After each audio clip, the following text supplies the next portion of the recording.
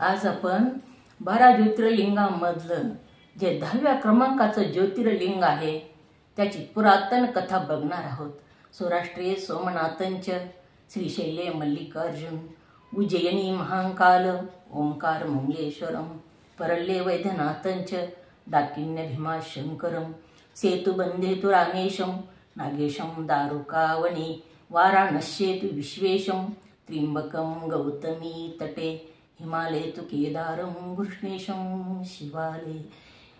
ह्या त्र्यंबकेश्वरची पुरातन कथा ह्या व्हिडिओमध्ये बघणार आहोत। ब्रह्मगिरी पर्वतावर अनेक ऋषींचा समुदाय राहत होता।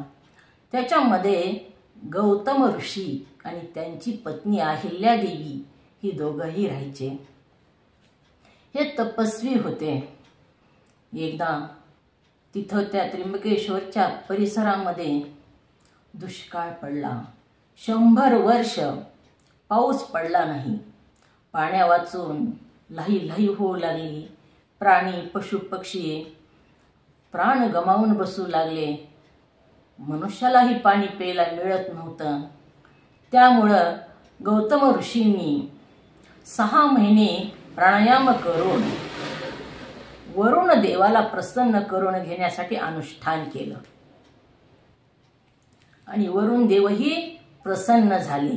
आणि वर माग म्हटल्यानंतर गौतम ऋषींनी वरुण देवाला वरदान मागितलं, तुम्ही वर्षा करावी, पाऊस पाडावा। 100 वर्ष झालं पाऊस नाही। तेव्हा वरुण देवानं सांगितलं, गौतमा, देवांच्या विरोधामध्ये मी काही पाऊस पाडू शकणार नाही, दुसरं काही तू स्वतःसाठी माग। तेव्हा गौतम ऋषी म्हणाले, पाण्याची व्यवस्था करा।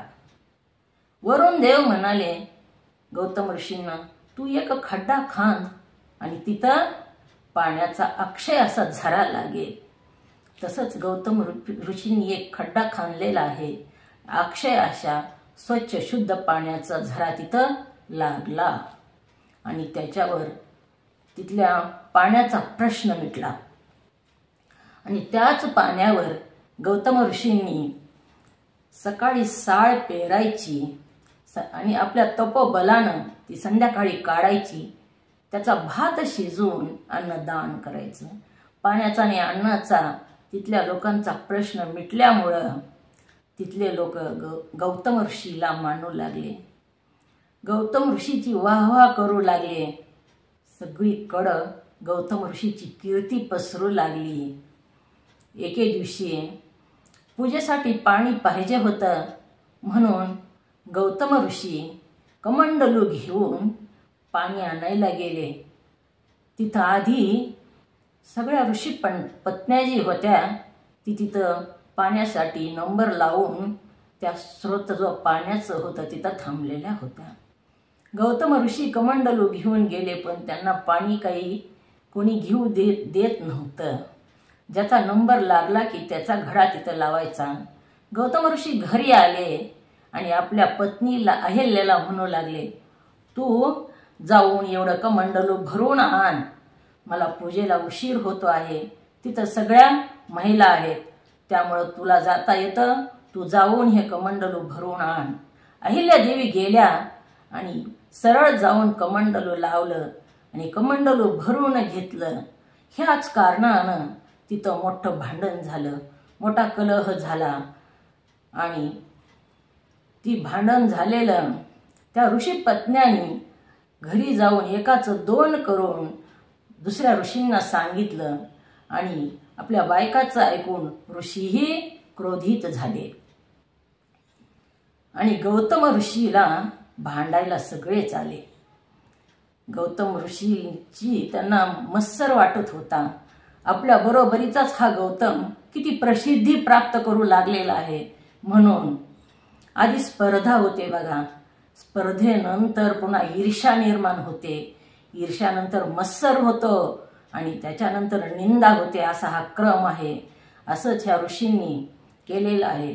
मत्सरापोटी गौतम ऋषीला त्रास देऊ लागले आणि भांडण करून पुन्हा त्या ऋषींनी गणेशाची आराधना केली, तपश्चर्या केली गणेशाची।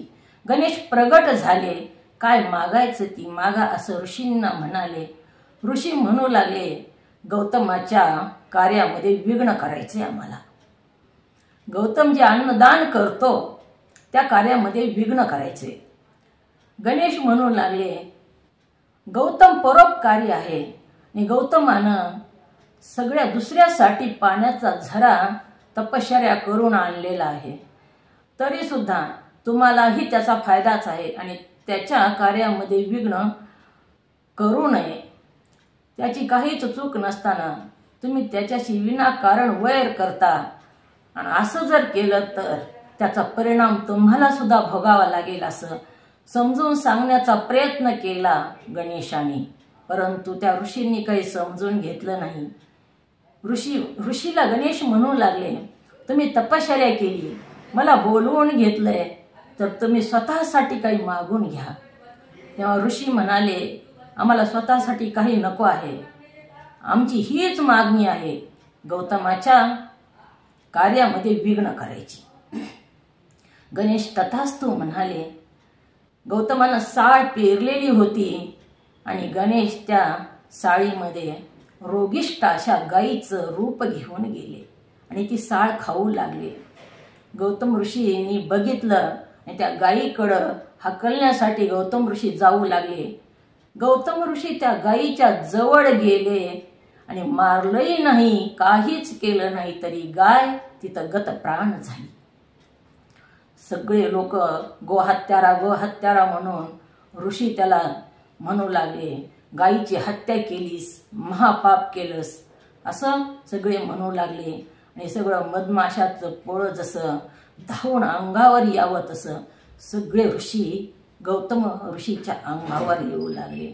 गोहत्यारा म्हणून त्याला हाकलून देऊ लागले. तेव्हा गौतम ऋषींनी पत्नी अहिल्याला सांगू लागले, अहिल्या, मी गोहत्या केली नाही, मी त्या गायीला हातही लावला नाही, नुसतं जवळ गेलं की गाय गतप्राण झाली.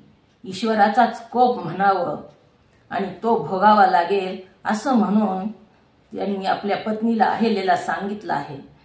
परंतु जे ऋषी होते दुसरे ते मत्सर करत होते, त्यांना मोका मिळाला आणि ते म्हणू लागले, तू इथं राहू नकोस, तुझं तोंड सुद्धा आम्हाला बघायचं नाही, तू गोहत्यारा महापापी आहेस, तू इथून निघून जा. आणि त्या गौतम ऋषीला वाळीत टाकलेलं आहे. गौतम ऋषी त्या आपल्या सहकार्यांना जातवाद्यांना म्हणू लागले, मला तुम्ही प्रायश्चित्त सांगा, माझ्याकडून जी गोहत्या झालेली आहे त्याच्याबद्दल मी काय करावं लागेल ते मला प्रायश्चित्त तुम्ही द्या. तेव्हा त्या ऋषींनी सांगितलं, पृथ्वी प्रदक्षिणा करून ये, त्याच्यानंतर 1 महिना उपवास कर आणि ब्रह्मगिरीच्या 100 प्रदक्षिणा कर. एवढं जर तुला होत नसेल तर मग स्वर्गीची गंगा आणून त्याच्यामध्ये स्नान कर. या दोन्हीपैकी कोणतंही एक कर, तेव्हा आम्ही तुला आमच्या धर्मामध्ये घेऊ, नाहीतर तुला वाळीत टाकलेला आहे तर तुला वाळीतच आम्ही टाकून देऊ. असं ऐकून गौतम ऋषींनी पार्थिव शिवलिंग तयार केलं आणि त्याचं पूजन केलं. आधीचंच पुण्य होतं, अन्नदानाचं, पाणी दान केलेलं होतं, पाण्याचा स्रोत आणलेला होता. तात्काळ शिव प्रगट झाले आणि गौतमाला काय पाहिजे म्हणून विचारलेलं आहे. गौतम ऋषी म्हणू लागले, देवा, गंगा पाहिजे मला तुमच्या मस्तकावरती स्नान करण्यासाठी. गोहत्याचा दोष मला लागलेला आहे, तो दोष माझा घालवण्यासाठी मला गंगा पाहिजे. शिव परमात्म्यानं आपल्या मस्तकावरची गंगा खाली उतरवली आणि त्या गौतम ऋषीने स्नान केलं. पुन्हा गंगा मस्तकावर जाऊ लागली. तेव्हा गौतम म्हणू लागले, माते, आता तुम्ही इथंच राहावा. तेव्हा शिव परमात्माही म्हणू लागले, आलीस तर आता इथंच राहा, दिनाचा उद्धार करण्यासाठी, पापी जनांचं पाप धुवून नेण्यासाठी. तेव्हा गंगा म्हणाली, तुम्ही राहिलात तर मी राहते, महादेवाला म्हणू लागली. आणि महादेवाने ती तिची मागणी मान्य केली, मीही इथं राहतो आणि तूही राहा म्हणून. पुन्हा त्या गंगेमध्ये स्नान करण्यासाठी तिथले ऋषी येऊ लागले तेव्हा गंगा गुप्त झाली. गुप्त झाल्यानंतर गौतमानं पुन्हा विनंती केली गंगा मातेला, आणि ती गंगा ब्रह्मगिरीवरून उंबराच्या मुळातून पुन्हा प्रगट झालेली आहे. आणि ती झुळझुळ वाहत गंगाद्वारामध्ये आली.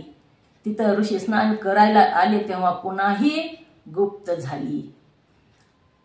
गौतमानं सांगितलं, माते स्नान करू दे ह्या ऋषींना.